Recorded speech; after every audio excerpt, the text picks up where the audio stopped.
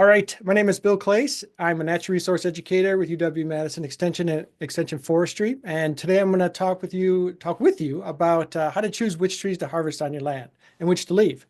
And this is a question that I think a lot of people, a lot of landowners have want to know more about because they like myself, where we want to be out in the woods doing some work. We have chainsaws. We know how to run those, and we want to do something to improve our land to help meet our goals. And so, this class will help you to figure out the best way to do that, so that you get closer to where you want to be with your forest. I'm going there. So, all right, so we'll talk about today figuring out what your goals are and developing some kind of plan, action plan moving forward, how to manipulate your forest to meet your needs. We'll go through how to understand how trees and forests grow and change over time, and they are constantly changing. Then we'll go into great detail about how to choose which trees to cut and which to leave in your woodland. And we'll finish with a discussion about using your chainsaw safely and felling trees safely and efficiently so that you stay safe and you get the work done and everything goes well.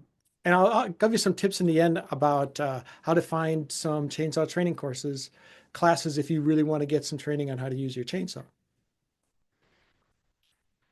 So I think the first place you should always start before you even go into your garage and pull out your chainsaw and even think about what actions you want to take, is to have a good conversation either with your family or just with yourself about what it is you want to get from your woodland.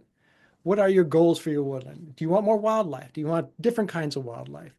Do you want to improve on the aesthetic values of your forest? You want to make a better place to play and to hunt and to work, grow things in? Do you want some more income from the trees that you grow? Or do you want all of those or some of those?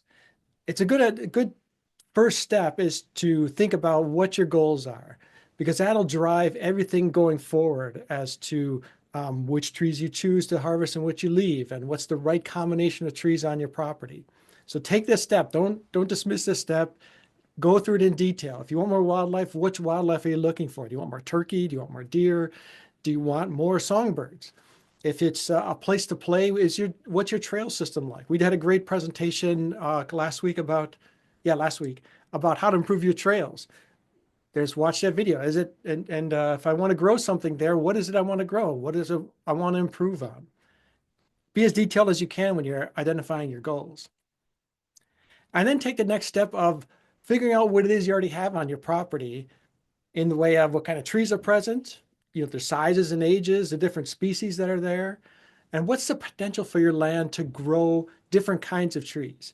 What kind of soil do you have? Where are you in the state? If you're in the northern part of the state, it's going to be a different mixture of trees than, say, you're in the southern part of the state, and which ones you can grow there and which ones you can't.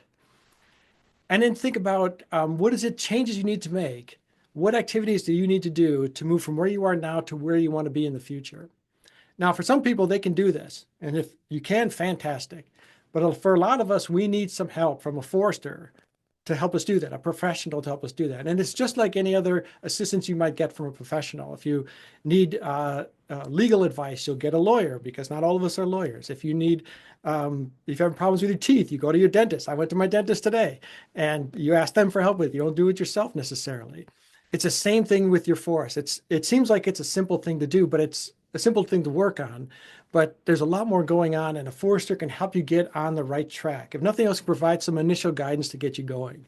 And in the Learn About Your Land classes, we talk a lot about connecting with your local county DNR forester. And in the email I send out tomorrow or today with the link in the recording, I'll give you a link to the DNR website where you can find your local DNR forester. And they're there to help you. That's their whole job, is there to help you with your woodland. Provide free advice on what you can do, what you have, and what you should do with your forest to help meet your goals. Take advantage of them. But you can also spend money and hire someone to do that, to help you with it. It's a really good first step. Either you do it for free or you hire someone to get you on the right track where you want to be, and make sure what you're trying to do is actually legitimate, doable, and within your own scope of skills. And so you could write up a very simple kind of plan with your goals and how you want to accomplish it. And many of you have seen this particular slide in the past. And for this case, for this landowner, their overall goal is to manage for wildlife viewing and hunting. And they've got some short-term goals and some long-run goals, and they have projects assigned for each of those. This is a kind of a bare bones, a minimal start, but at least it's a start. And it gets you thinking about what all the things that you want to do either in the near future, in the near term, or in the long term to get to where you want to be with your forest. And you can get even more detailed and think about an activity schedule so that you're not thinking about having to do all those tasks at the same time. You're thinking that, oh, I'll do this one this year, I'll do another task the next year, and 10 years from now I'll do this task, and maybe 15 after that I'll do another task or come back to the same site. And a forester can help you figure out what's the best kind of schedule for you to help you move your forest to where you want it to be and for the species that you want to favor over the ones that you don't. Okay, that's all I'm going to talk about for planning. I want to next talk about how forest trees grow and change over time. And a lot of people don't make this connection that their forest is actually changing because it's a very slow process most of the time. Our trees are getting bigger, they're getting bigger, they're getting older, and new trees are coming in all the time. And you can work with that change or you can work against it to try to meet your goals. And there's two processes that I want to talk about related to this change that's taking place. One of them is called forest succession. It's a changing from one forest type to another. And shade tolerance is how trees have adapted to these different stages of forest succession. Some trees have adapted to growing in where there's a lot of sunlight, full sunlight, and some trees have adapted to growing when there's a lot of shade. And that's this adaptation to fit into this process called forest succession. So here's how it goes. It starts in the upper left-hand corner, and it's starting from bare ground. Like say there's some kind of event that takes place in a 40-acre parcel of land, forest. There's a big windstorm or a big ice storm or a big wildfire that comes through, or we cut down all of the trees, and you have full sunlight hitting the forest floor or the open ground. In the first few years, you'll get a lot of trees and shrubs come in, very high density of these small seedlings taking over the forest floor. And there's some that are, like I said, are adapted to growing very well in full sunlight, things like aspen and birch and red pine. And they'll just take off like crazy and grow like crazy the first few years and kind of dominate that open landscape. And over the next 10 to 15 years, we're moving to the stem exclusion stage in the upper right.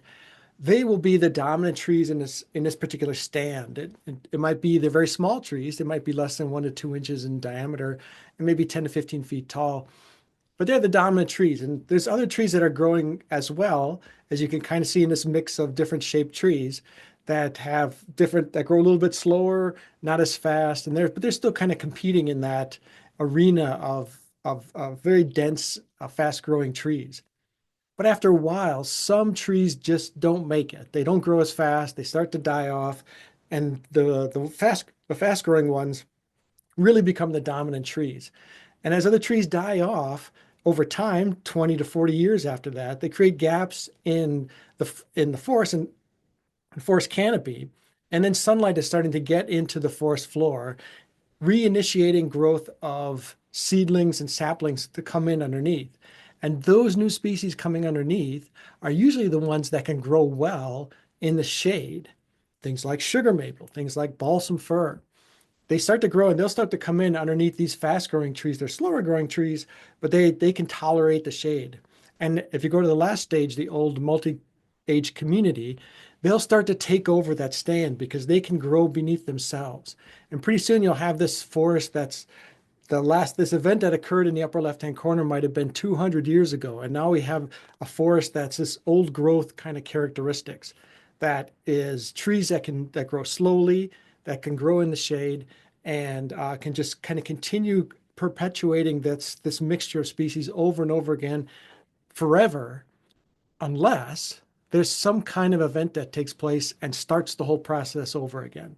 And it can be a big event, like at the beginning of this discussion in succession, or it can be a smaller event where you create small gaps and you allow other species, a different mixture of species to come in. And so there's two ends of the spectrum. Those trees that grow well in the first part, they require full sunlight. You need a lot of big open space for them to grow really well. Those trees that can grow in the older multi-age community, they only need a little bit of sunlight. So if you take a tree out here and there, what we call single tree selection, here and there in their forest or as a tree dies, that's enough space for those trees to come in and really flourish and take over and kind of dominate this particular stand. That was a lot, I know. Hopefully you're kind of getting the concept. As I said, there's some trees that are adapted to these conditions, and we classify them by their ability to tolerate shade. Things like aspen and paper birch don't do very well in the shade. They don't grow very well in the shade. If it's a dark canopy underneath, you won't find maybe much aspen or paper birch. Even if there's small gaps, really don't grow very well. On the other end of the spectrum are these trees that can grow and flourish in the shade, things like sugar maple, beech, hemlock, and balsam fir. And you'll find them in those old forests that are coming in. They're slowly working their way in. They can grow very slowly in understory, just waiting for their chance for a little bit of sunlight to kind of grow like crazy. And then we have these species in the middle that need a little bit more sunlight to flourish, but can still grow in a little bit of shade. Things like red oak, things like white pine, and the red maples. They kind of fit into this middle category. And so we can manage for these different kinds of species. We can manage our forest differently to meet the demands of these species and try to favor them. If you want more paper birch and red pine and aspen on your forest, you need to create big openings.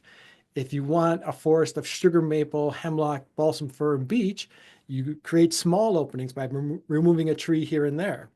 If you want more oak on your property, you need a more of a mixture of shade and sunlight to create those kind of conditions that the oak will do really well in. Okay, that was a lot. Let's move on to now that you know how trees work and grow. Now you need to think about, okay, how do I create the conditions to favor those trees that I like, that I want? And I'm going to talk about three areas of this. Oops, too fast. Let me say there's three broad guidelines that I want to share with you.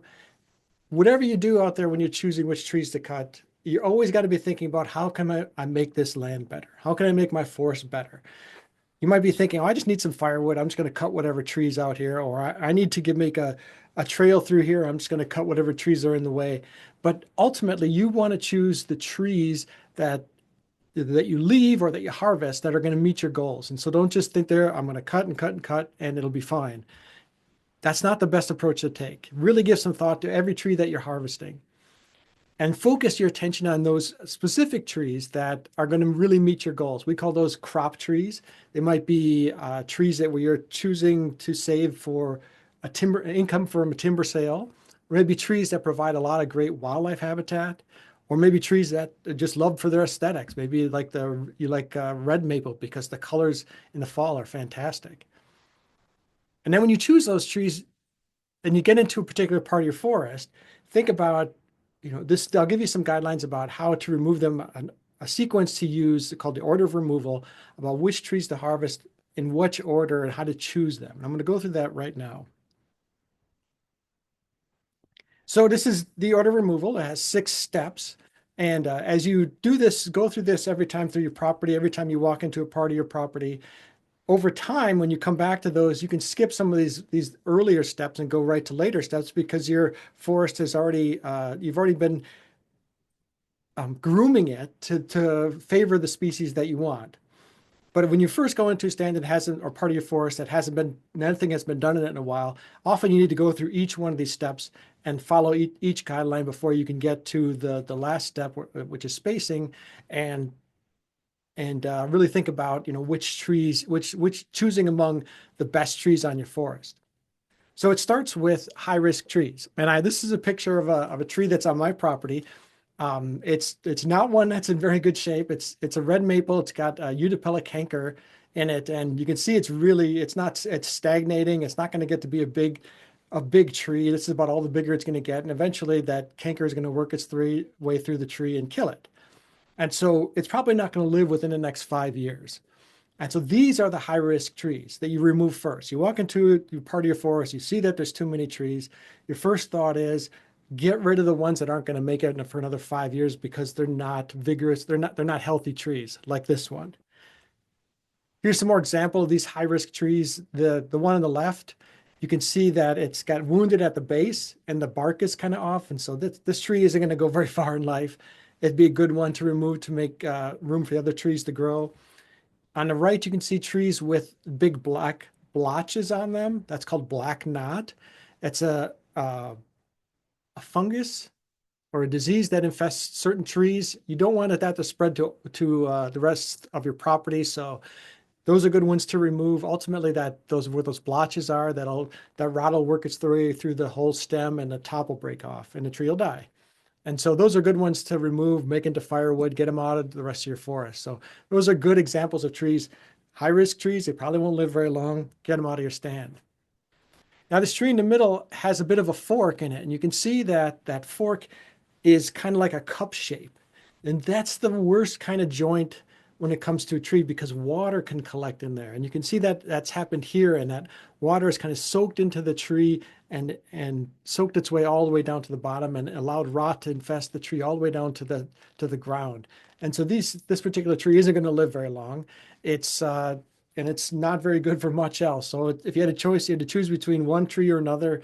And this one is one of those you have to choose from. It's a good one to get off your property because it's not going to live very long and it's not going to provide a lot of habitat for wildlife for a very long time. There's probably better trees out there to do that. Okay, so you're in this part of your forest, you got rid of all the high risk trees, you still have too many trees. Then you go to the next step, which is to make room for your best trees, your most desirable species, for them to grow. And they should be ones that they're in good shape and they look like they're growing very well. Those are your crop trees, your desirable species. You want to favor those. And it's a pretty simple, straightforward kind of process. And this is a before and after of this kind of crop tree release that I want to talk about. The left picture, you can see it's a very dense stand. There's a lot of trees in there.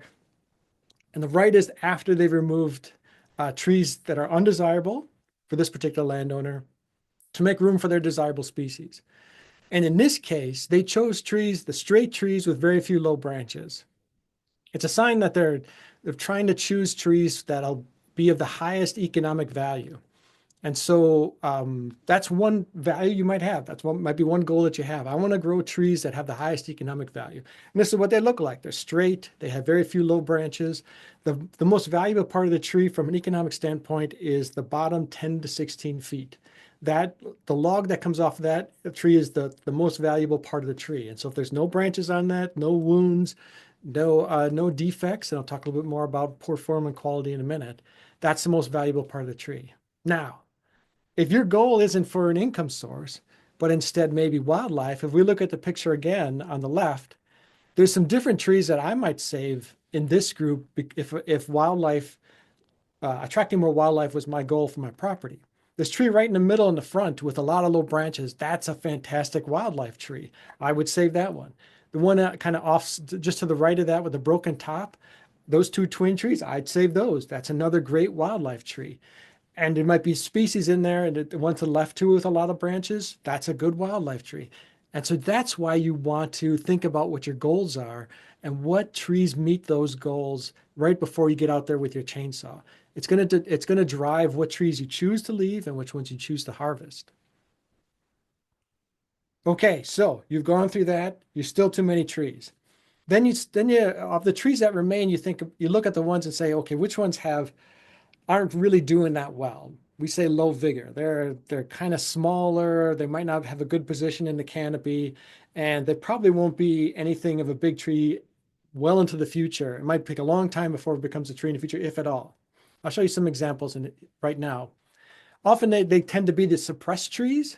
Like the dominant and co-dominant trees you see here are probably your crop trees. And some of these intermediate ones might be as well, and the suppressed tree. But of these different kinds of trees, the suppressed trees are the ones that probably won't end up being, if they've been underneath the dominant tree for a long time, they're probably not growing very well. They might not last a long time, and they might never become a big tree that will be with your forest long into the future. So those might be ones you remove to make more room in your forest, or maybe one of these or two of these are intermediate trees so that your big dominant and co-dominant trees have more room to expand their crowns. That's what we're talking about. Low vigor, especially suppressed trees are the most ones that have the lowest vigor. And sometimes intermediate trees have kind of low vigor too. Look for the ones with where their canopy is in the dominant part in the tree's canopy is a dominant part of the overall canopy, and those are the ones that have the most vigor. And the ones that have the canopies are smaller and they're not as much in the main canopy, then those might be ones that have a little bit less vigor. Hopefully I didn't confuse anyone. If you have a question about it, please ask. All right, so you've removed those. Still too many trees. Very common situation, especially if no work has been done in that part of your forest in a long time. And then you're going to look at poor form and quality. And for trees for an economic value, these I'll show you some examples that make for poor or lower quality, lower value trees if you're just trying to sell them for money. It's a little bit different if you're thinking about other aesthetic reasons, but it can also it can help you drive, what's a better tree for what I'm looking for. And I'll give you some examples. So here's three examples of trees that probably not the best ones. If you want a forest that's going to have the highest value trees in there, that have the most economic value. You can see this one on the left has an old wound that is not healing over completely, and so there's rot getting into the center of the bottom part of that tree. Low economic value. And the one in the middle, there's a big vine growing up it. That's probably going to that might strangle the life out of that tree. It's got a bit of a sweep to it too. And the one on the right, there's a lot of bark that's kind of falling off of it. Now, if I was managing for wildlife, some of these trees look pretty good for wildlife. They might be standing dead trees in the future, and they can attract all kind of wildlife that either like woodpeckers pounding in them to get bugs, or cavity nesters, either birds or mammals. Some of these have a lot of potential for that. Often you will see seams on your trees here in Wisconsin. It's a very common occurrence. You can see there's one here that's going along the left side of the tree. From an economic point of view, it can be a concern if that seam is really deep, but if it's a shallow seam, then it might not be a big deal at all. And in fact, when a logger looks at a tree and tries to determine what it's worth, they look at either the best side or the third best side of the tree, and that's what they use to evaluate the tree. So they're not going to look at the worst side; they're going to look at the third best side. So the seam might not be a big deal. It really depends, like I said, how deep it is. And again, what's your goal for your forest? If it's timber income, then it might not be a concern of yours at all. Now, these are some trees from a income point of view are not very good, as we talked about, but these are great wildlife trees for some of the reasons I already mentioned. The one on the left has a broken top, could be a fantastic wildlife tree. The one on the right has some low branches, could be that's some good wildlife potential there too. The one in the middle isn't very straight, is it? It's got a bit of a sweep back and forth in it, but it might be of a species that don't have a lot of in your stand, and you might need it to provide a bit more diversity. And so you might keep that one because of that reason. It's not the highest quality tree, but these are the determinations you need to make. It's not a high quality tree, but it might be, like I said, I don't have many of those trees in my property. I think I'm going to keep that one.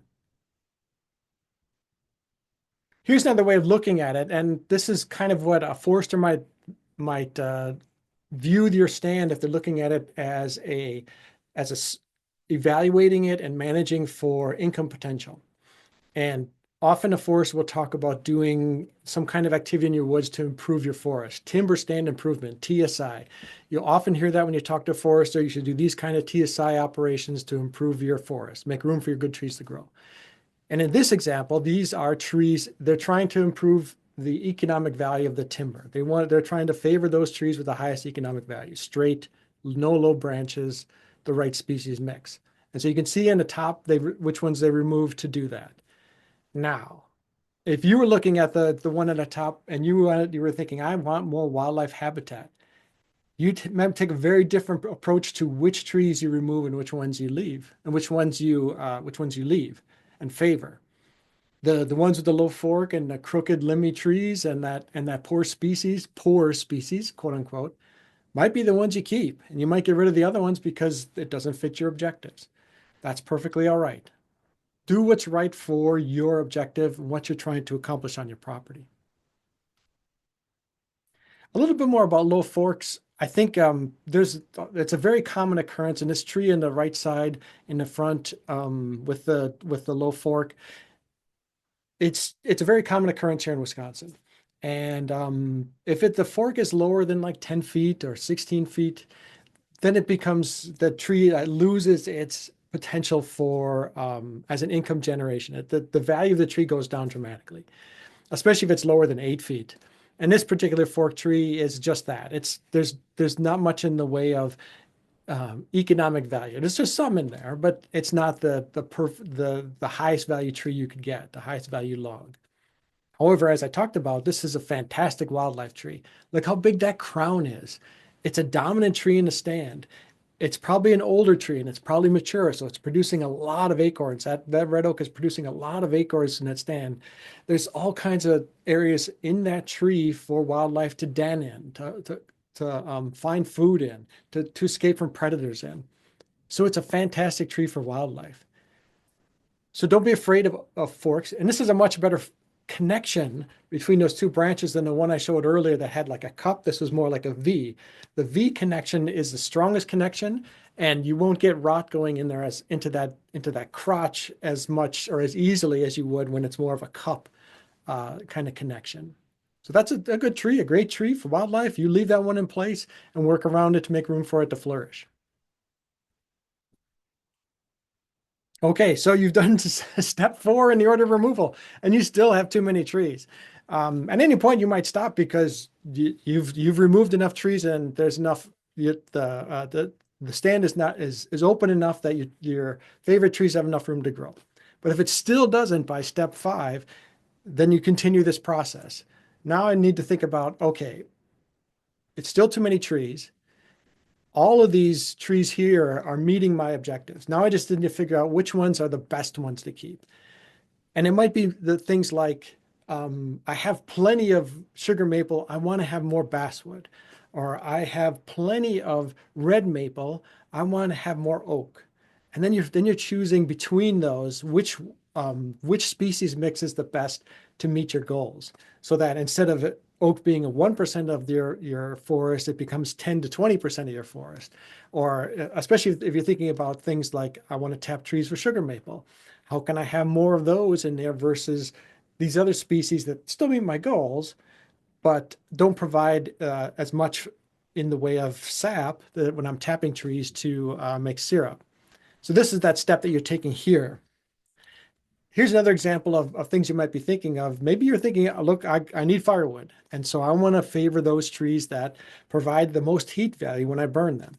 And so you can see that basswood is a very common species in the sugar maple kind of forest. Doesn't have much heat value though, does it? And so it might be not one you leave in there. Whereas things like hickory and ironwood and the oaks provide a lot of heat value. On the flip side, if you're a hobbyist that like to carve oak, carve out of wood, carve things out of wood, or make things out of wood, basswood is a very favorable species for that kind of work. So maybe you want a little bit of that in there. But if you're just thinking about firewood, you want the trees that are going to provide the most heat value. Ironwood is right up in the top. Hickory is right up there. Oak is right up there. The other side of this equation is how easy it is to split that wood. And if you've ever tried to split ironwood, you know it's right there at the bottom as being some of the most difficult to split. Same with elm. And these two pictures give a good example of that. The bottom picture is red oak. And if you ever had to split red oak with a maul or with a hatchet, you hit it right, it just falls apart because the grains are straight up and down. And so it's easy to split right along those grains to create, and it's a joy to split.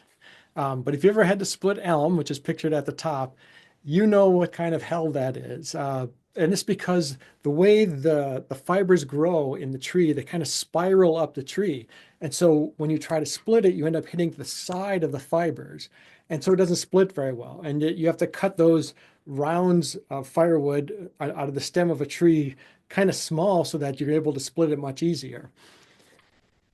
Those are the kind of things you have to keep into account. It has a lot of heat value. Elm really burns hot, really burns well, but it just doesn't split very well. If you have a mechanical log splitter or a hydraulic log splitter, then elm isn't as big of a deal. But it also can be hard to cut too, and you'll end up sharpening your saw a lot when you work with elm.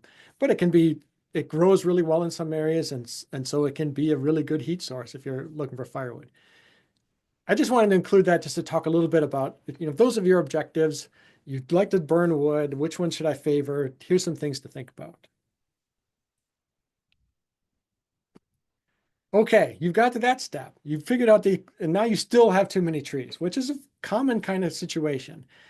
Then you just think about, okay, I want to make more space for my favorite trees to grow. And this is pretty simple. There's not much to this. You look up into the canopy from below, find the trees that you want to favor, and then remove the trees around them to give them room to grow. And here's a couple of pictures that illustrate that. You can see in the picture on the left, it's kind of crowded. There's not much room for the canopies or the crowns of the trees to expand because there's so much other trees around them. And so you choose your crop tree. In this particular case, it's the tree in the middle. That's the tree we want to favor. And you remove the trees around it on three sides, not completely, just on three sides. And that's because all of these trees grew up together with each other there to support them. So if a windstorm came through, you still need some support from other trees so that you don't just kind of flop around and fall over, especially when the trees are relatively small like these are. It seems like they're just very small trees, but you're looking up into the canopy, and so you're not seeing the base of the tree. They're a bit bigger than you think. But that's how easy it is. You move trees on three sides to make room for your crop tree to grow. And what'll happen is, with this space, that tree will continue to grow. The crown of that tree will continue to expand, along with the trees around it, around that opening. They'll all expand into that opening and become bigger trees.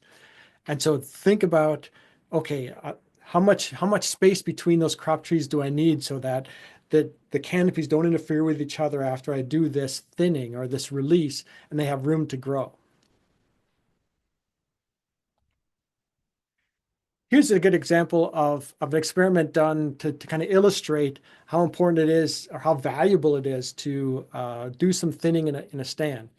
This was an area that was planted to red pine in the early part of the 20th century, last over 100 years ago. And in one part of the stand, they did a regular thinning, like every 15 to 20 years. They'd come in, they remove trees, make room for their favorite trees to grow. And on the left is an area where they did not. And this is the way it looks. And like they came in 5 or 6 times to that stand on the right and did a thinning, and the trees just got bigger and bigger. And for something like red pine that can grow to 200 years old, these trees are just going to get bigger and bigger and bigger. They have plenty of room, space to grow. Now, you don't have to do that. Trees will naturally thin themselves. And the picture on the left kind of illustrates but it can take a long time. There's been some natural thinning taking place as trees get so crowded that trees get choked out. They can't get enough sunlight. They can't get enough soil nutrient and soil moisture, and they get choked out of life and just die and fall over. And the small gaps are created by that happening. But it can take a long time. And your trees can be kind of stressed in that process, and they can become susceptible to attacks by insects and diseases. And so they're not vigorously growing as well as they could be. By making a little bit of space for those trees to grow, you're making them the maximum amount of vigorous growth they can make then, if they have more room to grow. Just do it, and you come back on a regular basis and do this over and over again. Make some room for your trees to grow. Wait like 10 years, come back again, and you'll see it's probably crowded again. Do the same thing. Make a little bit more room for those trees to grow, and pretty soon you'll have some big trees in no time at all. Okay, so now you guys are expert at choosing which trees to harvest and fell and which ones to leave. Now I'm going to give you some guidance on how to go about doing that. And I'm not an expert on tree felling, but I have some ideas and some guidance on what might be the right way to go about it. And it's nothing there might be some things you've never heard of, but most of this is stuff you may have heard of already. If you haven't, that's great. I'm glad to introduce you to some new topics. But these are the things. Use the right equipment, use the right kind of cut for what you're doing, and follow a good procedure while you're doing it. That's basically the big 3 steps you have to keep in mind as you're working in the forest with your chainsaw. And it all starts with the right equipment.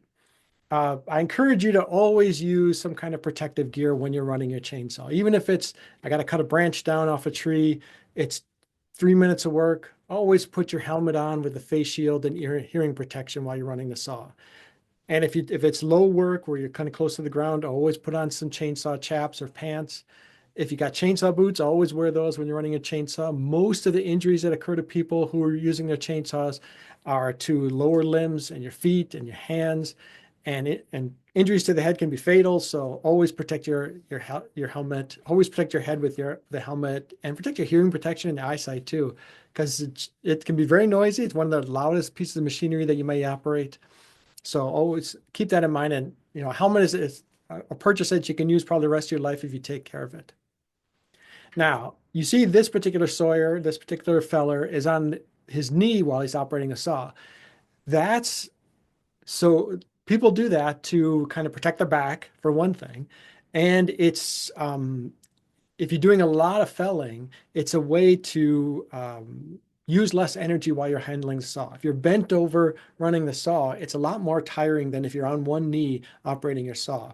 And you're a bit more stable if you're on one knee than if you kind of bent over running the saw. So take a knee when you're operating a saw. I'm going to say that again later on when you're processing a down tree. And then again, always take care of your saw too. Follow the owner's manual of your saw where you bought it, or if you don't have an owner's manual, you inherited a saw or something, don't be afraid to go to where they sell saws and ask them for advice. If you don't know how to sharpen your chain correctly, there's all kinds of videos on how to do that properly. We've got some on our video channel that'll show you how to do it.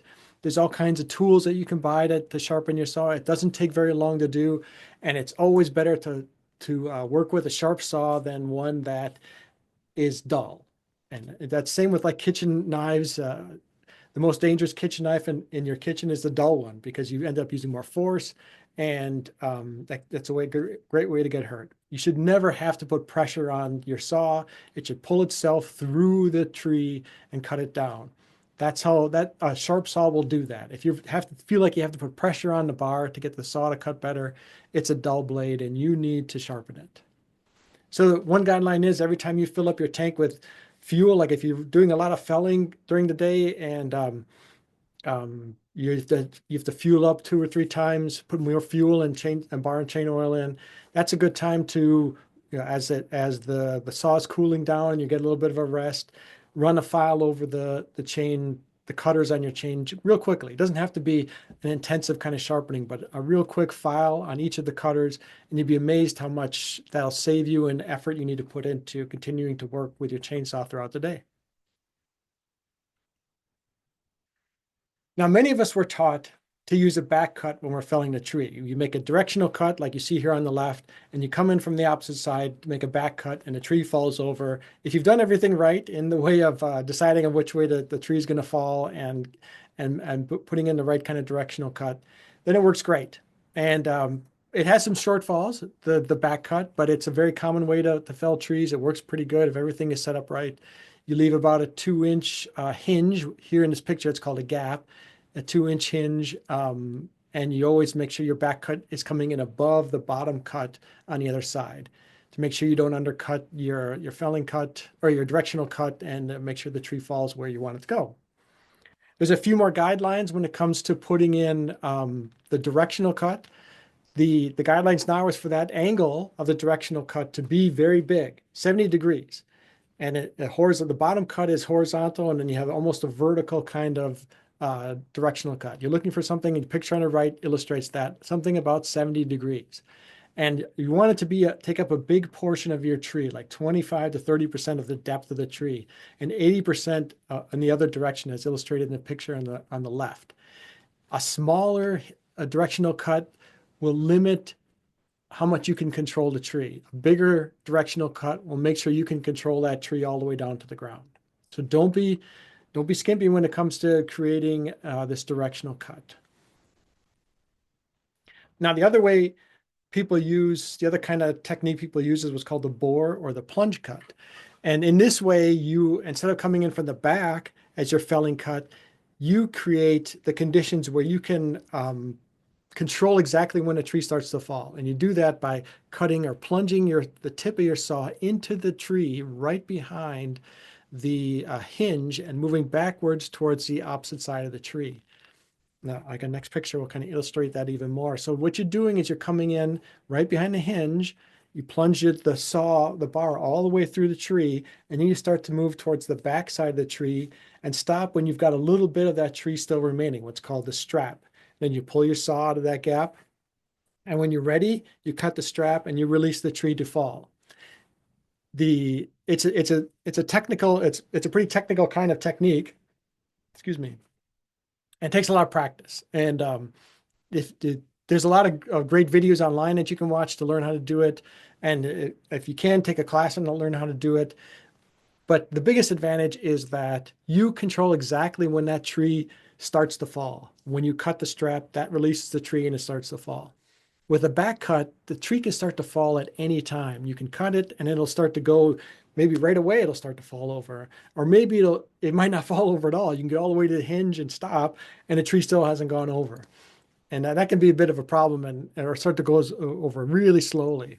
The the bore cut or the plunge cut, the only thing holding that tree from falling over is the strap. If you've done everything right, you cut the strap, it falls over right away, and you have so much more control doing it. You can see it's not something you would use on a smaller tree. This tree is pretty big in size. You can see compared to the size of the bar, but it's a pretty powerful tool in helping to fell the trees very safely. So I encourage you, if you have never done it, learn how to do it and give it a try.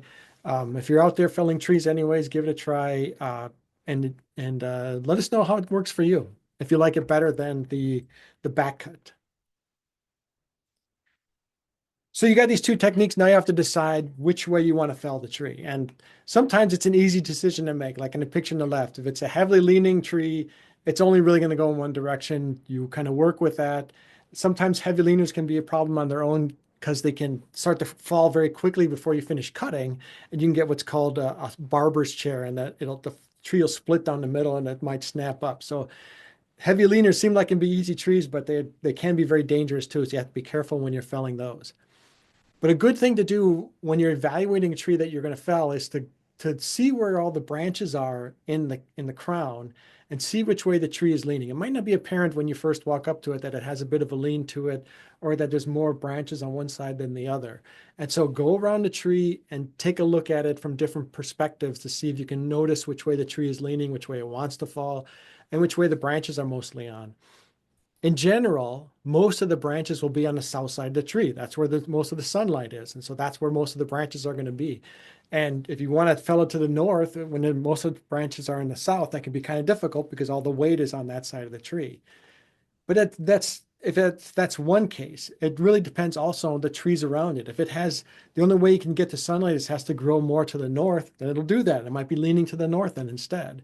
And so that's why you take this step of figuring out which way the tree is leaning. And this is a simple way to do that. It's just basically, it's a plumb bob that you hold up and line it up at the base of the tree, and looking all the way to the top of the tree to see which way the tree is leaning. You don't have to buy a simple device. You can just put something, even a bolt or something, to a string and hold it up in front of you so that the bolt is at the base of where the stump will be, and go all around the tree to see if you can identify which way the tree is leaning. This is an important step. I encourage you to do this every time you're going to fell a tree. It'll make your life so much easier, and you'll be able to identify hazards that may occur before you even start your saw up. Now, it may seem like it's impossible to do or very difficult to do when you have a tree leaning in one direction to get it to go in the opposite direction. But it is possible to do that. And I just did it recently on my property just a few weeks ago. And I'll show you a picture of that in a second. But there's a way to do it. And there's a calculation you have to make, and whether it's possible or not to do that. This diagram kind of illustrates this how to make that calculation. It's not a complete one. I can't explain it very well, but there's better people that can. And so that's one of the things that if you look for more, you take a training, they can help you explain this better. So it is possible to get a tree that's leaning over to one side, or the branches are mostly on one side, to go in the opposite direction. And it mostly involves using wedges to help to lift the bottom of the tree up and move the top of the tree over the stump so that eventually you'll get the tree to fall over in the other direction.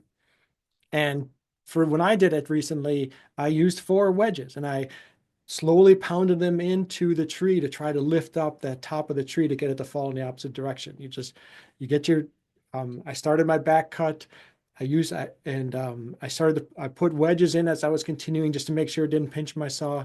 As I got all four of the wedges in, I just started pounding them in one at a time. And eventually I got the tree over the top and it fell in the direction I wanted to go. I was very happy because it was leaning over my garage, and I got it to go in the opposite direction.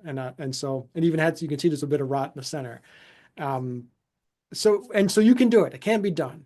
And these wedges, these plastic wedges, they're not that expensive. If you happen to hit them with the chainsaw chain, who cares? It's not going to damage your chain, and it's just a plastic. You can see the yellow one on top. I've nicked it a few times. It's a little shrunk a little bit, but they work great. And it's a really simple tool that'll help you make sure your trees fall where you want them, and when you're processing them, to make sure that it doesn't pinch on your bar. Okay, so you know which tree you want to fell, you know how you're going to fell it. Now you need to use the right technique to do that, the right procedure. And I always start out this discussion when I talk about this, about telling people never to work alone in the woods. It's easy to say, it's hard to do, because a lot of us, it's just us that are out there. No one, don't have anybody else to help us. And so it's a good thing to try to do, to try to achieve, but if you can't, if you have to be out there by yourself, always make sure someone knows that you're out there and tell them, I'm going to be out there from this time to this time. Check in with them. We all have phones. If you don't have good reception where you're at, you can bring a little radio along to try to connect with someone. Tell them that's what's going on. Let them know when you're out of the woods, when things are done, and that give them a time when you're going to be done, so that if they don't hear from you, they know something is wrong. So try to at least set that up when you're working out in the woods by yourself. And learn the right way is just to take some training. If you can find it, take some training to learn how to use the saw. There's different levels of chainsaw training that you can take that get they're progressively more technical and complex, and really push you to be a great sawyer with your saw. And the biggest thing that a lot of people don't realize, that there is a correct way to move away from a falling tree, because there's trees can, even though you do everything right, the tree might not fall the way you want it. And so the safest way to go away from a falling tree is 45 degrees in the opposite direction of the way it's going, direction of the fell. That's the safest part of the area around the tree to escape of it, to escape from it, to move away from the falling tree, not directly in the opposite direction, 45 degrees.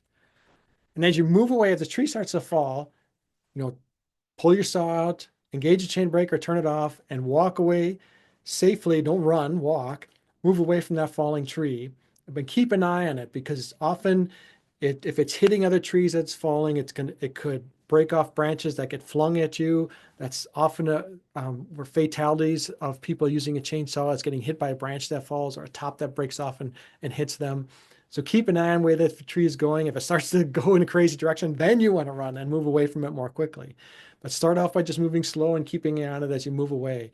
If it's hard to find a clear path to move away from the tree, clear one out before you start cutting, to make sure you have a safe route to get away from that tree that's falling. Because the last thing you want to do is do everything right, then you start to fell, the tree starts to fall, and that's when things go wrong, because the tree decides it wants to do something different. Maybe it had some rot in it, or maybe it hits another tree and bounces and falls in a different direction toward you. You can do everything right. Even the most skilled sawyers out there, tree fellers, they do everything right, but the tree doesn't decide to cooperate and does something that they weren't expecting. So take those steps. And finally, always use your neighbor's truck when you're felling trees. Now, I love this picture. It's kind of hilarious. I love to talk about, keeping your truck safe and using someone else's when you're felling trees.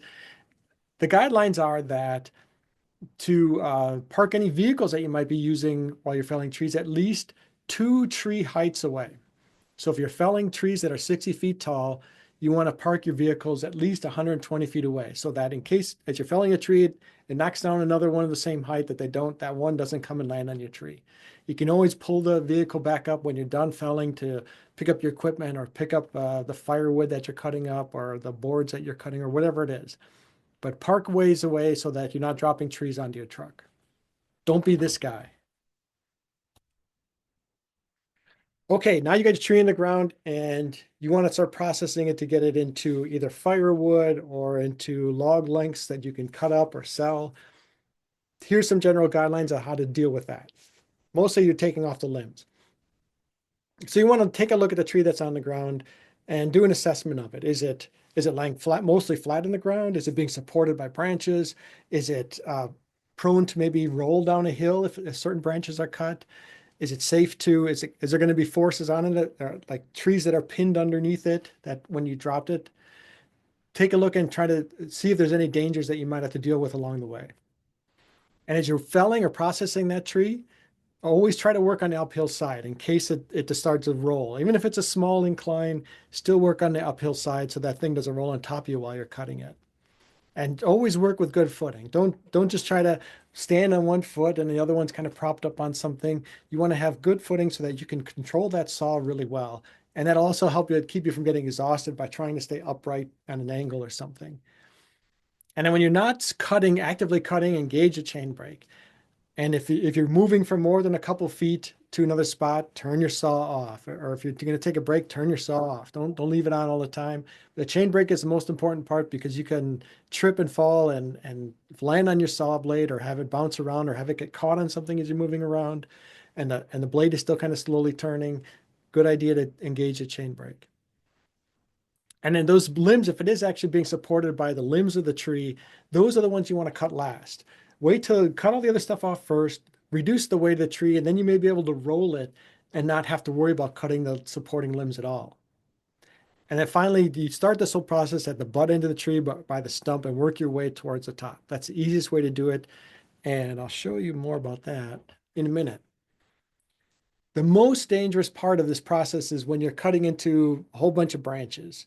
And it's possible that as you stick your saw in, the tip can get caught on something and kick back or kick down.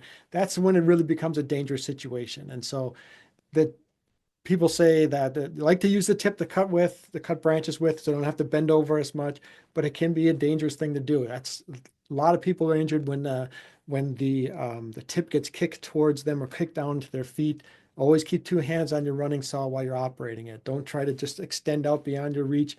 Make sure you have good footing and you're working over your center of gravity. And be careful of when it can happen really easy that you can feel a kick. So always have good strong grip on your saw while you're running it. And as I said, work from the base of the tree towards the top. You can see in this example that's being supported by one very big branch is holding that tree up. And so that can be difficult to do. You'd never want to cut that branch that's supporting it right away. Work and try to reduce the weight of that tree first before you get to that supporting branch. And I say take a knee, again, it's the same reason I mentioned before. Especially if you're doing a lot of bucking or cutting up that tree into rounds, excuse me, for firewood, you may seem like, oh, I got to get down on my knee, get up, get down, get up, but it's much less exhausting than bending over and with your saw, and it's much easier on your back too. So it takes a little bit more to get up and down, especially if you have old knees like I do, but it's so much more worth it. You'll be less tired and be able to work much longer into the day. So now when trees are on the ground, unless they're perfectly flat on the ground, there's going to be some, even then, there's going to be some, the tree isn't going to be laying completely flat. And so when there's a bit of a curve to it, you get some compression, compression and tension onto the wood of that log or that tree. And if you're not careful about operating with compression wood and tension wood, you can get injured pretty easily, and the tree won't necessarily, or your saw bar can get pinched pretty easily, and they can be a real problem. So being aware of where there's compression wood and tension wood is a good starting point before you doing anything. And often what I'll do if I'm not sure, excuse me, is do a test cut where I want to cut. And if I start to go into the log a little bit or into the stem of the tree or into a branch, and if I see that it's starting to close up pretty quickly, I know I have compression wood if it's not always apparent. Or if it starts to open up pretty quickly, I know I have tension wood. And that can be just as dangerous because the tension wood will make things spring when you finally release them. And the compression wood make things pinch, and then your saw is pinched. So try to see if you can divine if it's compression wood or tension wood that you're cutting into. And the picture on the right kind of illustrates how to address whether you have how to cut it into a log in these two situations. If let's say your log or tree is supported on the ends, then the compression wood is on the top and the tension wood is on the bottom. And your first cut is always into the compression wood. You cut part way in, you pull your saw bar out, and you finish the cut from the tension wood side. It's the same steps for when the tree is supported on one side. The compression wood in this case is on the bottom and the tension wood is on the top. And so your first cut is going to be from the bottom, and the second cut is coming down from the top to cut that log that's kind of supported or hanging up in the air off. Now, this is where your wedges can come in handy too. If you don't have a choice and have to cut into compression wood, pull out your handy dandy wedges and pound it in there as you're cutting down through. I've done this many times where I didn't have much choice because I couldn't roll the log. It was too big. There was too much weight on it, and it was just in a bad spot. And so I had to cut down into compression wood. As I started the cut, I could see that gap, my cut being closing up over my bar, and I would quick pound in a couple of wedges to keep it open and cut my way through, and it works. But that's why another reason why you keep wedges on you as you're going, and whether it's in a tool belt or in your chap pockets, I keep one or two wedges with me and a small hatchet with me too to pound in, or a small mallet or something that I can pound that wedge into the gap so that it doesn't close up on my bar. It's tough though when you have a branch that's stuck into the ground, like shown in this picture here. It can be really hard to tell if it's compression or tension on the left side of this picture. On the right side, it's really easy. It's the branches and support, it's just hanging there. There's compression in the bottom and tension on the top. Those are the orders you do your cut. But and this is often the case that a part of the branch will get stuck into the ground when you fell the tree. It's got compression, it's got tension. You do a little bit of a test to see, and it can still be hard to tell. If you can, and you've gotten a lot of the weight off the tree, then you might be able to roll the tree to get it off of and get it so that the branches aren't trapped underneath the log, or they're not supporting the log. And so those branches get freed and the log is laying flat on the ground. And you can use a tool like this cant hook. There's many of them like this out there. You can even just use a chain that you wrap around it and pull with an ATV or something, or your truck, to try to free that so that it's laying flat on the ground. And then you're less likely to have to deal with some very strong kind of compression and tension forces. The cant hook is something that it's a really cool, really nice tool. It works really well. It's easy to carry around, and if you get into part of your property that you can't get a vehicle in to pull something free, this is a great tool to do that. There's other ones that are similar to this one that has a hook on it to use that sawyers are used to move a trap log. I encourage you to have that on hand when you're felling it. It makes a big difference in getting that tree flat on the ground and make it much easier to process into logs or into rounds for firewood. Okay, so now you guys are expert on choosing which trees to harvest and how to harvest them. Now, I want to talk a little bit about getting some more training if you don't feel like you're really comfortable using the chainsaw. And the sad news is there isn't really regularly offered classes here in Wisconsin. There's no organization that does it on a regular basis all around the state, which is too bad because there's plenty of people that would love to have these kind of classes. And often the ones that are offered fill up really fast because it's one instructor working with maybe 10 to 15 or 20 students. And each student wants to have some time using the chainsaw with one-on-one instruction. And so those classes fill up fast and they're small. And when they do happen, they're very local and they can be hard to find.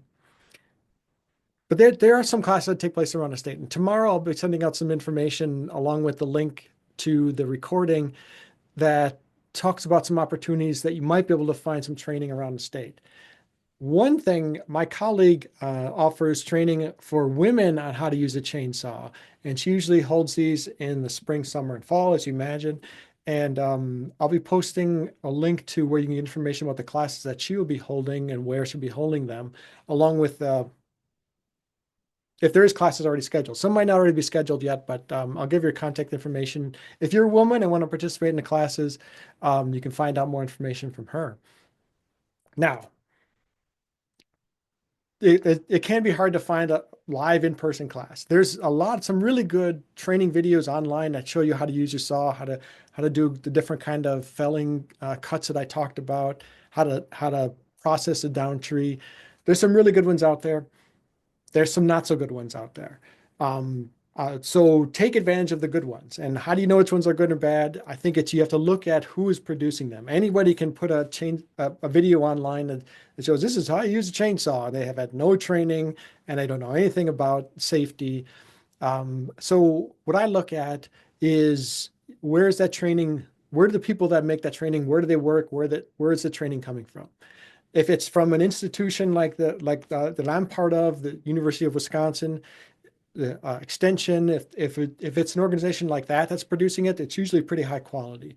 If it's like from a manufacturer like the Steel or Husqvarna, they produce chainsaws. Their videos are really high quality. I would look for those are probably pretty good too. If it's something like the federal organization called OSHA, um, they safety organization, they put out some pretty good videos. Those are probably fine too. Look for those. I've often used the Steel and Husqvarna videos to show people how to do things and to learn from. They're a really good resource, really professionally done. Obviously, they want to support the people that are buying their products. But there's also my colleagues around the country have produced some really good videos as well. If it's from an educational institution or an extension institution, it's probably going to be a good source to utilize. So take a look, and those videos can be really helpful, and you can learn a lot, especially if you never did like the bore cut or the plunge cut and you want to see more about it, or you want to learn how to fell a tree that's leaning in the opposite direction. There's some good videos about that too. Okay, that I've talked for an hour. I'm happy to answer any questions that might be out there. I'm going to stop sharing. And I see there's some activity in the chat. Was there any in particular, Tony, that you think I should address? Hey Bill, yeah, there's a couple of questions. One, from Donna, is there a safe way to remove a tree whose top third is broken and supported by nearby tree canopy or supported at the bottom by a part of a tree? So this is kind of the complex tree felling question. Yeah, and those are some dangerous situations, and it can be tough to trees that are hung up to get out. And I've seen some really dangerous situations like that that are difficult to kind of resolve. Sometimes I've hung up trees before, and it's I've done some really crazy things to get out of it. If it's a small enough tree, I might grab the bottom of it and pull it out. But if it's a bigger tree, you obviously can't do something like that. The Some techniques are to cut down some of the surrounding trees to make room for that one to fall, or to the supporting trees to and try to get those to fall in the direction you want them to try to drop that tree as well. It's a very dangerous situation. Um, I encourage you, if you don't feel comfortable doing it, there's people that you can pay, like an arborist, to come in, tree service people to resolve a situation like that. Even in your woods, just if it's just one tree, say, hey, get me out of this bind, please. And then go back to your regular operation.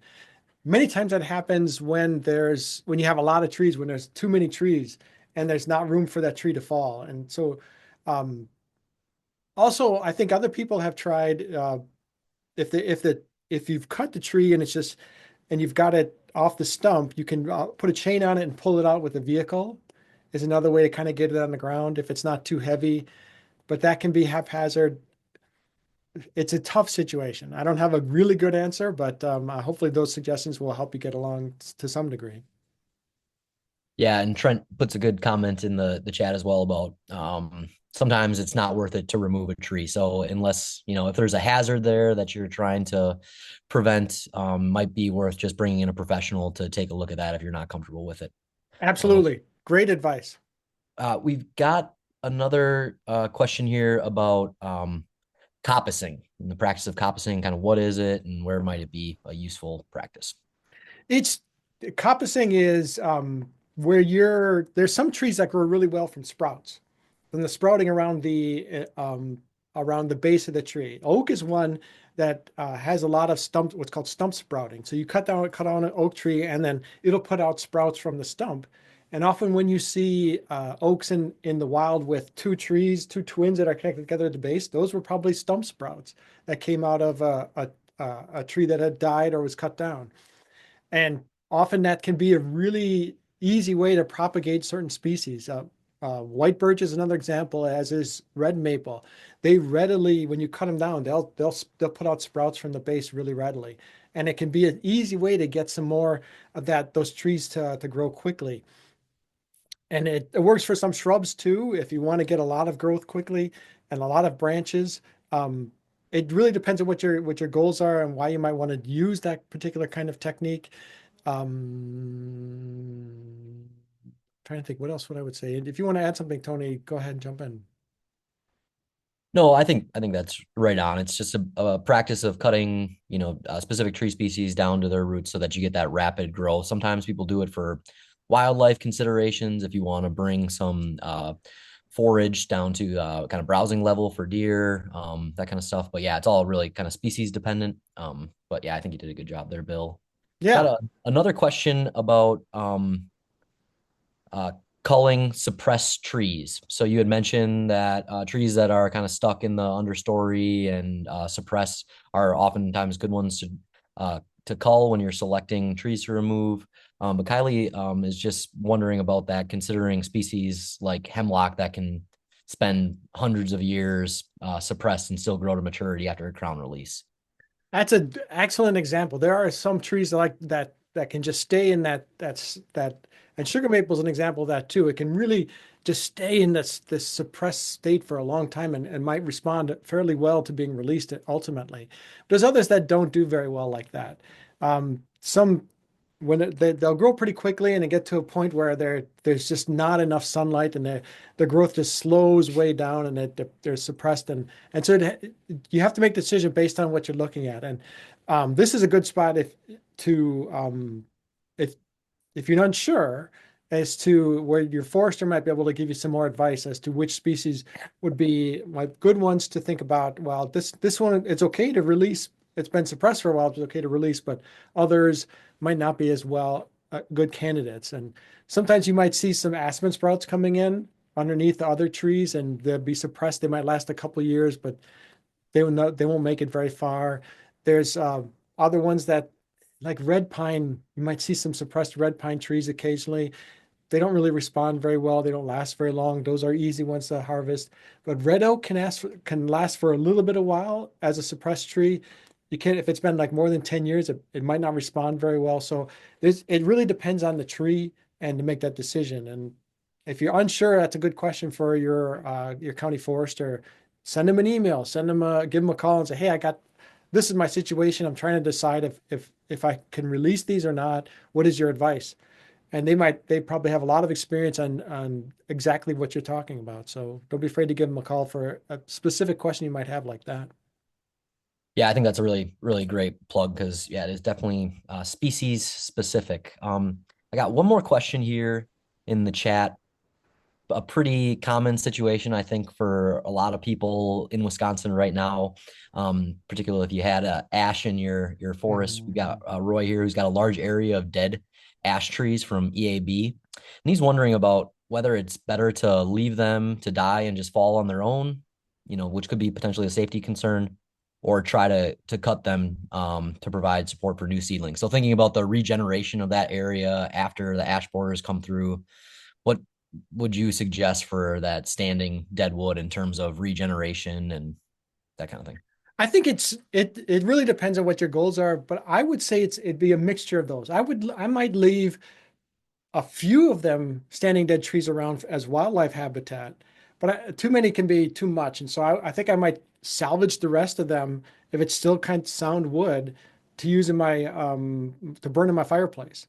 So if it's already dead and it's not completely rotted out, I might take those and burn them in my fireplace in my wood burner, and then leave a few of the standing dead ones. Not many. They say like 2 or 3 per acre is okay. Standing dead trees to create not stags, snags for wildlife. I would leave a few of those, just a few, just to provide some wildlife habitat. Take the rest out and let the forest start over. Make plenty of room for new stuff to come in. That'd be my advice. Yeah, and I think the last part of Roy's question there, he mentioned he's got a lot of reed canary grass, which is very common in those kind of wetter areas that are dominated by ash trees, and that's probably going to be the bigger issue in terms of regeneration than the standing deadwood. I think, yeah, the hazard situation is definitely something to consider with the standing deadwood. If there's, ash trees that are leaning over trails or buildings or anything like that, taking those out. I think the wildlife consideration is really important. But that regeneration piece, I think you're going to have to do some type of control to that understory. I know there's a lot of trials that are going on and some different silvicultural applications to try to manage that reed canary grass to make a bed for new seedlings, but it's a difficult challenge. I think another opportunity to reach out to your county DNR forester. They often are working on a lot of different sites on similar types of reforestation issues and questions, so they can kind of bring that variety of experiences to hopefully help your particular situation. Anything you'd add to that, Bill? No, those are great additions. I'm glad you shared those. Excellent. Yep. Okay, cool. And that's everything from the chat, I believe. So Okay, that's great. all I got. Thanks, Tony, and thanks everyone for participating and sharing your questions. As I said, I'll be sharing the recording, the link to the recording in the next couple of days or so. So thanks for attending the classes, and feel free to contact me if you have questions into the future, and if you want to learn more or look for more opportunities to learn. Don't be afraid to reach out, and thanks again for attending, and enjoy the rest of your day.